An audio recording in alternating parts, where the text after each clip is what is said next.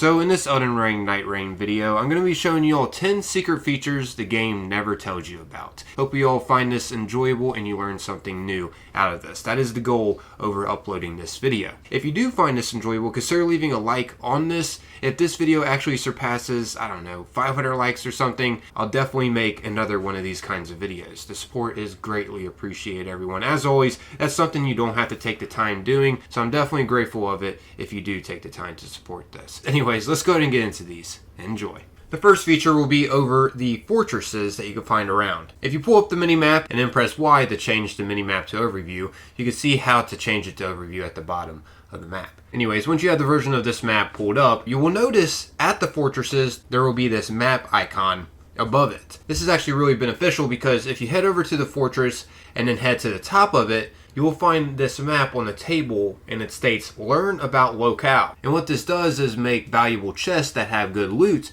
within them appear on your minimap, and scarabs that are nearby as well appear on your minimap. Like for example here, no valuable chest appeared on my minimap, but there are plenty of scarabs nearby. That's why I'm just going to call them scarabs. I'm not exactly sure what they are exactly, but here's what they'll look like. It's like a ball rolling around of a bunch of bugs compiled together or something. Which this brings me to my next secret feature. When you go and take these out, they will drop a powerful accessory for you to equip. You don't have to press a certain button to keep using this, like an item in your pouch. So yeah, these are really handy to get, and you can equip 2 of them at a time. Anyways, this next secret feature will be over how to unlock the Mage Tower. This is what it will look like on the map. So you may have encountered this tower here that has this special energy door on it. And there's actually quite a few different ways to unlock this.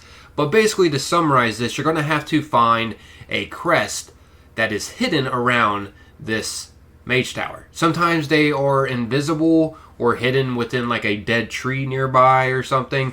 But for this example here, there's a crest that's right above the door, conveniently. And all I have to do is attack it. If you don't have a ranged attack, you can just jump up to it. And as long as your body touches it, the crest will break. And once the crest breaks, the door will unlock. And inside here, if you head to the top, which is kind of hidden on how to get up to the top. As you see, this is how you get up to the top. Up here, you'll find this thing that you can interact with. And when you interact with it, you'll have 2 different powerful gear that you can choose from, and something that will increase your stat in some kind of way. For an example here, I had a choice to choose this improved stance breaking by plus 10%. So good to know about. Also, with inside these mage towers, it's good to know that the loot that you'll find in here are starlight shards, and these are extremely beneficial if you attack with magic, because these will replenish your magic. So yeah, stock up on the starlight shards inside here. Everything that I have found in here that's breakable contained the shards. Next up here will be over how to find the stone sword key and what to do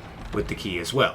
So you find stone sword keys randomly from different chests. It's a rare drop, obviously, but once you do find it, this will give you a good chance of getting some great loot. You take the stone sword key to any of these gray circular icons that you'll see on the minimap. At these locations, you'll be able to use the key on this imp statue, and this will spawn a boss in the center of this. Of course, once you take it on, this will give you a good chance of getting something great. I know I was curious for a while on how to acquire the stone sword key. Well, it turns out it's just random from chests. Also, I just wanted to note that me and my buddy both got this option called Rune of the Strong, and this gains us 20,000 runes. I don't know if this is something that is always an option to choose from when you take on the boss from using the key, but we both got it, ironically. Either way, just good to know that you will get some goodies from doing this. However, unfortunately, it is pretty random on getting the key though, so good luck trying to get it during the expedition. Next up here will be over the secret loot rooms that you can find around at the ruins, which this is what the ruins will look like on the minimap, and over here you can find secret loot rooms that will contain multiple different chests within them. And you have a potential chance to get some really good gear and items that you can use from these chests to make you more powerful. Like for example here, I ended up finding the gold scarab from a chest, which in case you know what the gold scarab is, it's actually a really rare accessory that you can find that will give you a 15% boost for runes that you'll find from defeated enemies to level up quicker. Which that brings me to the next thing I wanted to cover, and that is the glowing trees that you can find around. These don't pop up on your minimap to know exactly where to go to find them. However, when you do locate them, and interact with them, they will also boost the amount of runes that you'll get from each enemy. And yes, this can stack with gold scarabs and the golden fowls that you'll find out of chests, which I'm sure you found plenty of the golden fowls. However, the glowing trees are more rare to come across, so I just wanted to make you guys aware that they are in the game to find. It's not something the game technically tells you they're in here, but once you do come across them, you will learn they do boost the amount of runes you get. This next one, I want to cover more on the overview minimap. Yes, I know the game tells you that you can go into the overview mode, but it doesn't tell you exactly what these icons mean. I've already covered the map one and what its importance is, but as you can see, you can also find this hooded figure as an icon, and this is the traveling merchant that you can find around. And he's handy to know about because, well, you could purchase good gear from him. Also, you can even make your pouch bigger so you can carry more items if you want. I specifically like doing that just so I can stock up more on the shards to replenish my magic. Also, something the game doesn't tell you about is how you can upgrade your weapons too.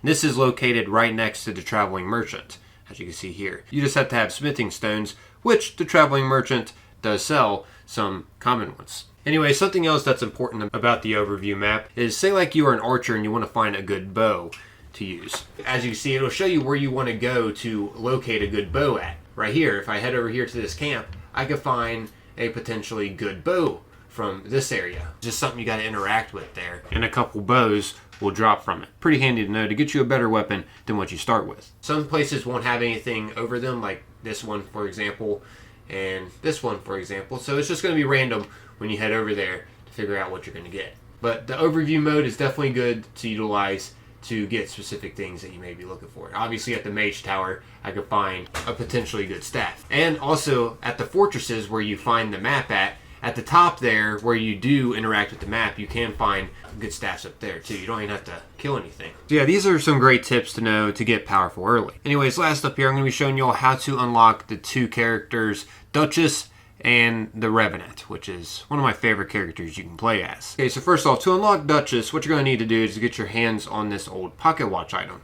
And you can get this by defeating the first Night Lord during the first day of the expedition. You don't have to defeat the final boss, the three-headed dog, but defeating the first bosses that you come up against at the end of the first day will get you this pocket watch. I also believe it just drops randomly too, whether you win or fail. But I have heard a lot of players getting this after they just defeated the first Night Lord. Anyways, once you got the old pocket watch item, this leads to my next tip, and that is what you can do with it. Once you have this, if you go to the priestess and talk to her, you'll now have this option available. Show her the old pocket watch. And then she'll ask for it back, and once you give her it back, a cutscene will trigger of her revealing herself as the Duchess. This will then unlock us the character, the Duchess, to play as. And this is a powerful character to play with. She is quick and powerful. And also the priestess won't be wearing her disguise or whatever. She'll be the Duchess now in the area. Once you unlock the Duchess as a playable character, if you go over to the Small Jar Bazaar at the main hub area, which is located right over here, you'll now be able to purchase the Best Merched Frame. This is not available until you unlock Duchess.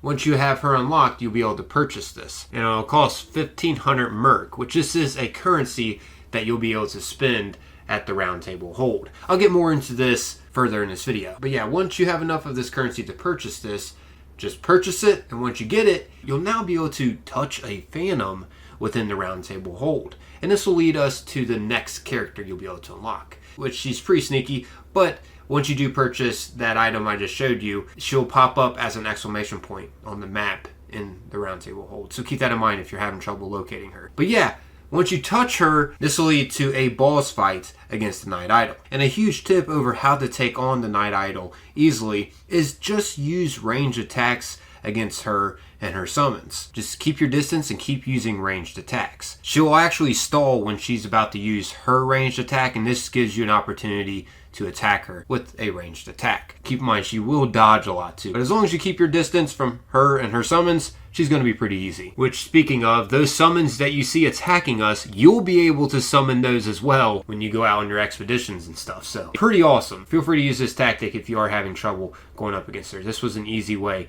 that I defeated her. To unlock unlock her, which she is called the Revenant. Only 1.76% got her so far on the Xbox at the time of me making this video. Keep in mind, each of these new characters will come with a whole new set of abilities for you to utilize. These are some extremely powerful characters to unlock. Okay, so that's about wrapping up this video. Hopefully you learned something new from this. Once again, consider supporting it if you do want to see more of this kind of content. I'm out of here though, everyone. As always, most importantly, appreciate y'all taking the time, watching and listening. Until next time, peace.